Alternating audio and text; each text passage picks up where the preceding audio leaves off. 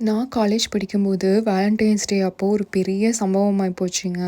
அது கலர் இருக்கும் இல்லையா? இந்த கலர் போட்டா கமிட்டடு, சிங்கிள், அதுக்கப்புறம் இன்ட்ரெஸ்ட் இல்ல அப்படின்னு சொல்லிட்டு, நான் அன்னைக்கு சிங்கிள் அப்படிங்கிற ஒரு ட்ரெஸ்ஸ வேற போட்டு போயிட்டேன்.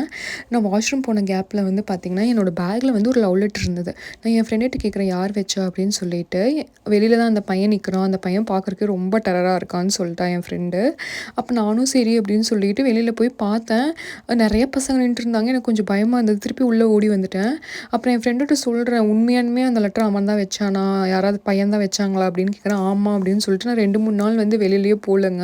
கிளாஸ் நடக்கும்போது தான் நான் வந்து வாஷ்ரூம் போயிட்டுருந்தேன்.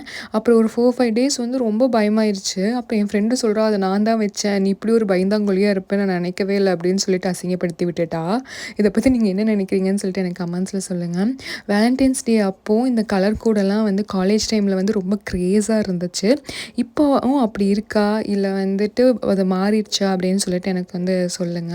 இது வந்து ஸ்வீடன்ல ஒரு ஃப்ளையிங் டைகர் அப்படின்னு சொல்லிட்டு ஒரு கடைங்க. ரொம்ப அழகா இருக்கும். வேலண்டைன்ஸ் டே ஸ்பெஷலா நெறைய ஐட்டம்ஸ் வந்து இருந்தது. இந்த செராமிக் ஐட்டம்ஸ் கிரேஸ் வந்து எனக்கு இன்னுமே போல. எந்த செராமிக் ஐட்டம் பார்த்தாலும் வாங்கி வாங்கி நான் வச்சுக்குவேன். அதுக்குன்னு ஒரு கபோர்டே ஸ்வீடன்ல வாங்கி என் ஹஸ்பண்ட்டையும், எங்க அம்மாகிட்டயும் திட்டு வாங்கினது தாங்க மிச்சம். வீடியோ பிடிச்சிருந்தா சப்ஸ்கிரைப் அண்ட் ஃபாலோ பண்ணிக்கோங்க.